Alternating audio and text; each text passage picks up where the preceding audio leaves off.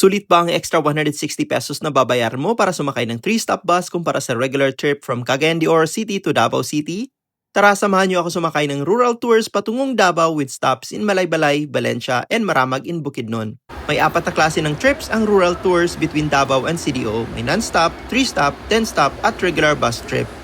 Late afternoon until gabi lang ang schedule ng non-stop buses, tapos 3-stop naman during daytime. Yung regular trips naman, 24 hours yun with long intervals during nighttime. Nasubukan ko na sumakay ng non-stop and yun talaga yung preference ko when traveling between Davao and CDO. Nasa 6 hours lang kasi ang travel time nun. I thought mga 7 hours lang itong 3-stop, but I was wrong.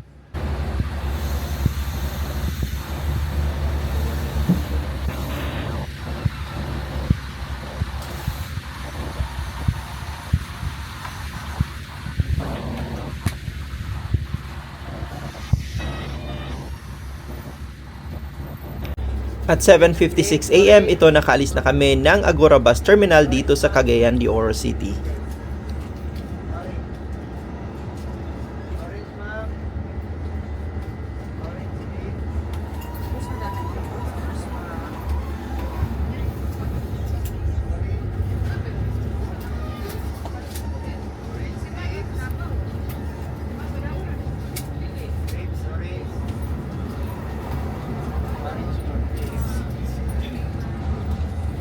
Yung pamasahe from CDO to Davao dito sa 3-stop bus is 875 pesos and I think the same lang yung pamasahe sa non-stop bus. Mas maganda sana talaga sakyan yung non-stop bus. Kaso nga, as I mentioned earlier, limited lang yung availability nun. So, kada gabi lang siya.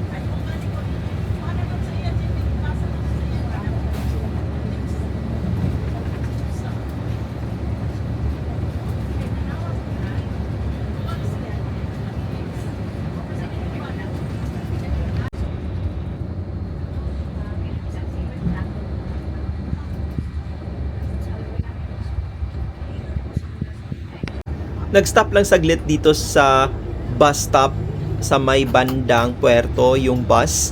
Tapos umalis na rin agad kasi wala namang sumakay na mga pasahero dito.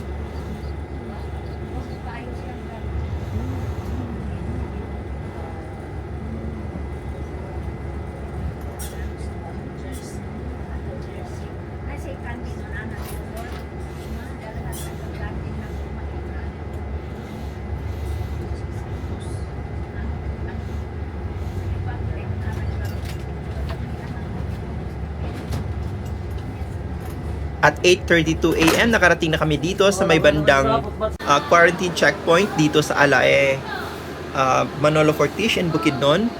And pinababa lahat ng pasahero dito. Mabilis lang din naman, pinatapak lang dun sa footbath, tapos sakay na agad din sa bus.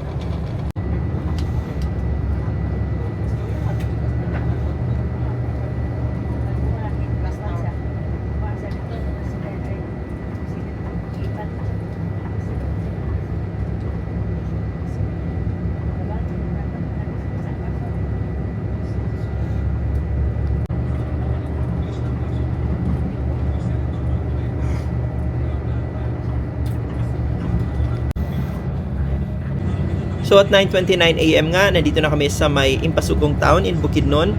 So 1.5 hours lang yung travel time from CDO to here. Kung sasakay kayo dito at dito kayo bababa sa Impasugong, yung pamasahe na is Malaybalay.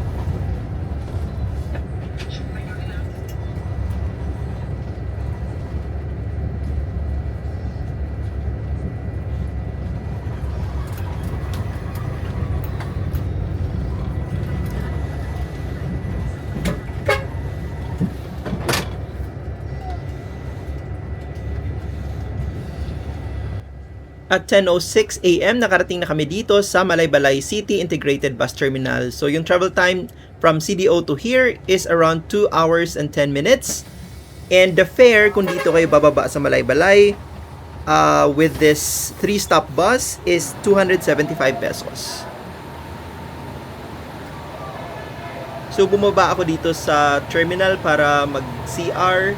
Merong CR yung bus, pero mas comfortable talaga ako dito sa mga CR ng terminals kaysa dun sa CR sa bus.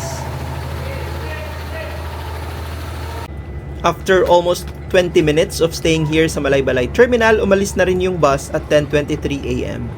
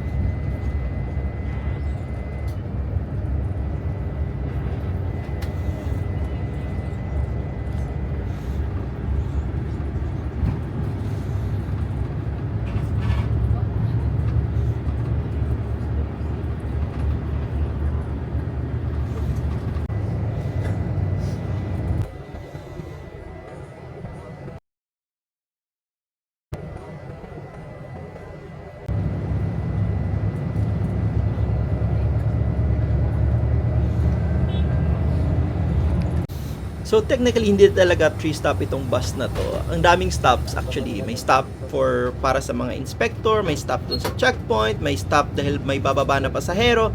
Basically yung 3-stop dito is yung pamasahe lang. So pag sumakay ka for example at bumaba ka ng Impasugong, yung pamasahe mo would be Malaybalay. Pag sumakay ka naman ng for example Quezon, yung pamasahe mo na is Davao galing CDO. So ganon, magsasakay sila kung may sasakay na pasahero.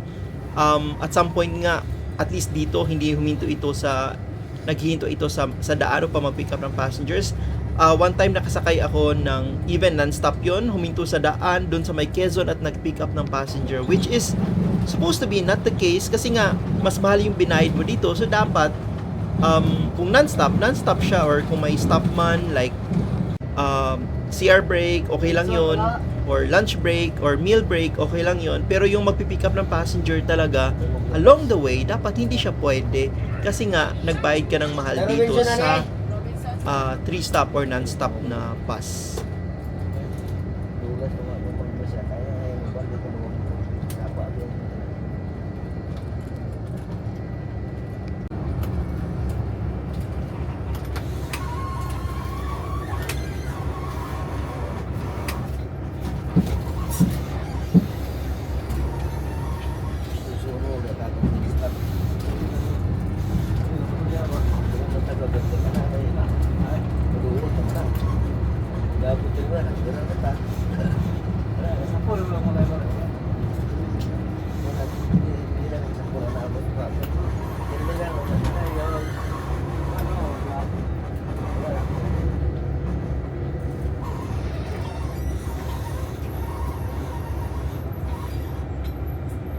After 3 hours at 10:58 AM, nakarating na kami dito sa Valencia Integrated City Bus Terminal. And yung pamasahe naman dito sa 3-stop bus, if dito ka bababa, is 355 pesos. After around 11 minutes, umalis na rin yung bus dito sa Valencia Terminal and we are on our way to Maramag.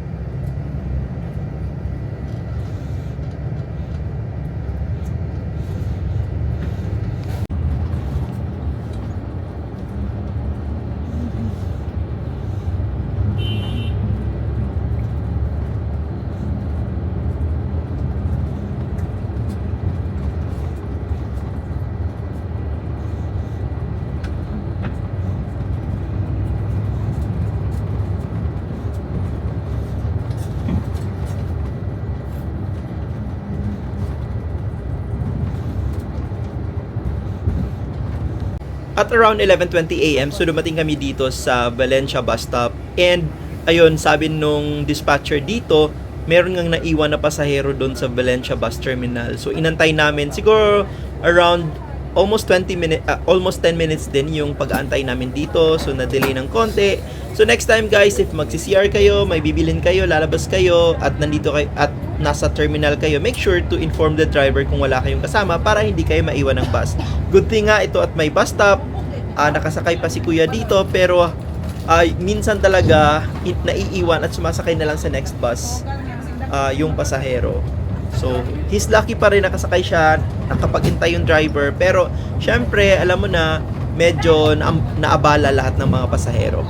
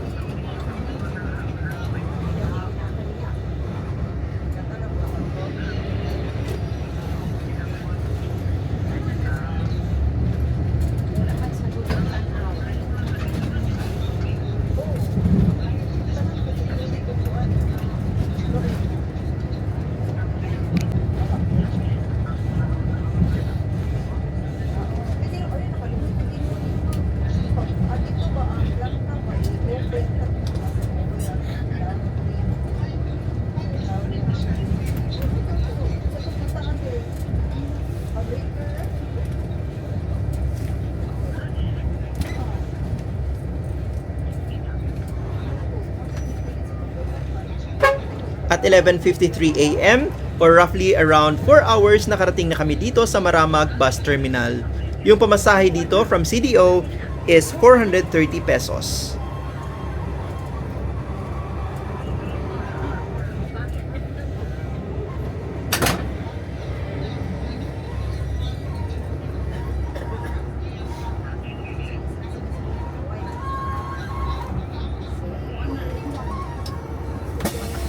Around 7 minutes lang yung nilagyan namin dito sa Maramag Bus Terminal, and at exactly 12 noon, umalis na yung bus dito.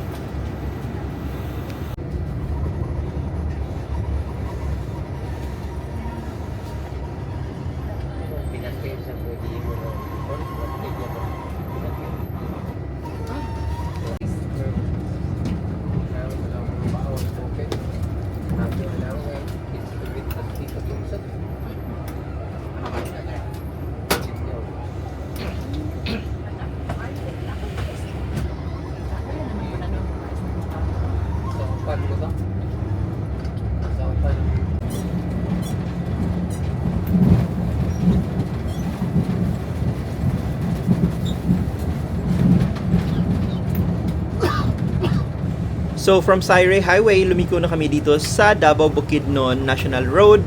And kung papunta kayo dyan sa Don Carlos Bukidnon, dun straight kayo sa Sayre Highway.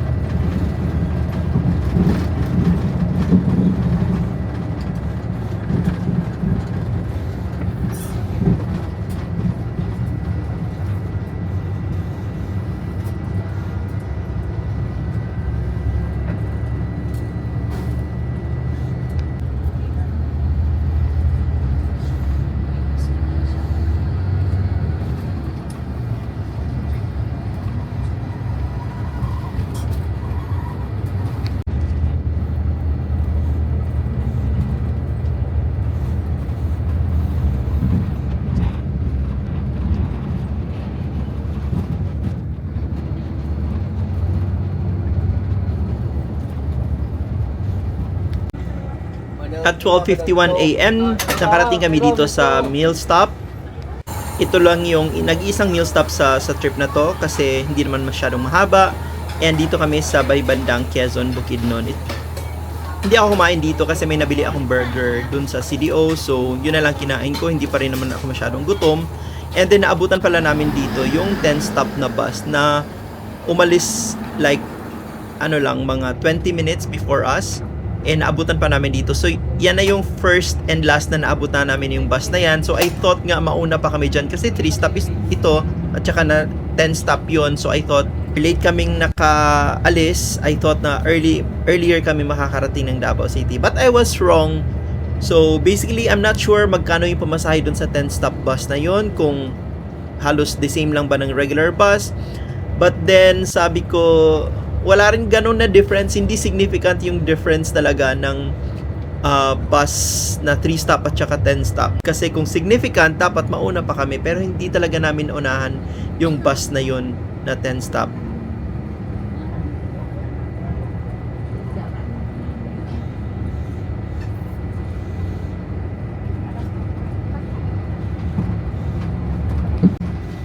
Alam mo, na-amaze talaga ako dito sa may bandang Buda kasi akala mo nasa Davao ka na, tapos yun, nasa Bukidnon ka pala, tapos biglang nasa Davao ka naman, tapos biglang nasa Cotabato ka kasi yung Arakan, merong area sila dito.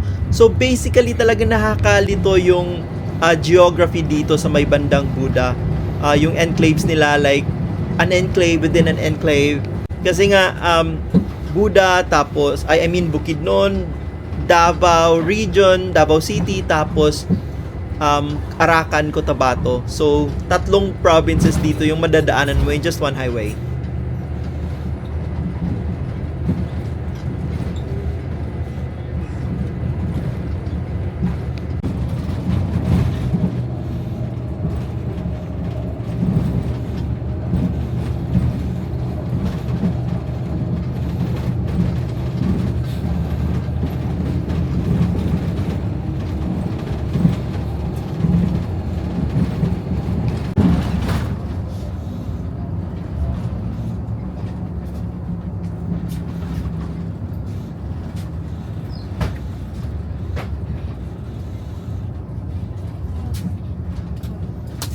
At 2:46 AM or roughly around 7 hours, andito na kami sa Task Force Davao dito sa may Kalina. So if first time yung dumaan dito, lahat ng pasahero bababa, yung maiwan lang yung senior, PWD at saka yung may bata. So hindi naman nagtatagal dito, as in magche-check lang, pero dadalhin nyo yung mga gamit nyo. Kung may bags kayo or meron kayong mga luggages sa compartment, kailangan nyo ibaba at idadaan doon sa x-ray. At 2:57 PM, nandito na kami sa Kalinan. So medyo ma-traffic dito, kaya medyo nagtagal din kami dito ng konti.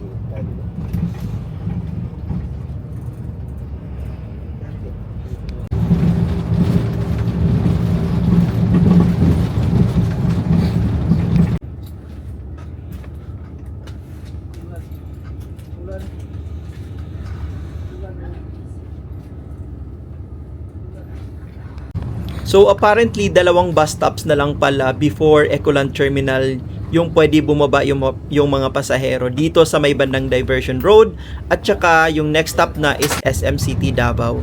So if Bangkal kayo, Ulas or Matina, pwede na kayong bumaba dito. Otherwise, doon na sa SM yung next na babaan.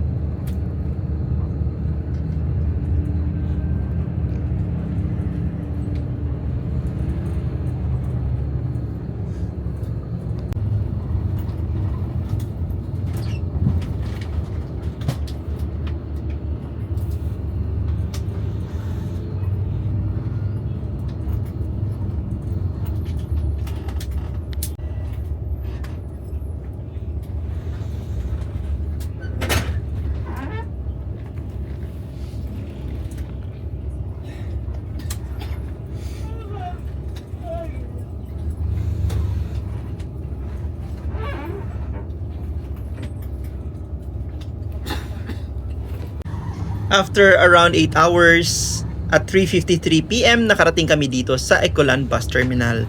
So kung tatanungin nyo ako kung sulit ba yung magbayad ng 160 pesos na extra, 50-50 ako doon. Kasi nga hindi ganun ka-significant yung travel time na matitipid mo considering na magbabayad ka ng extra 160 pesos. Yes, konti lang yung stops ng bus na to, pero kung sasakay ka for example ng gabi, Kasi 'di ba yung last video ko, CDO to Davao, then gabi yun, around 8 hours lang din yung travel time, higit ng konti.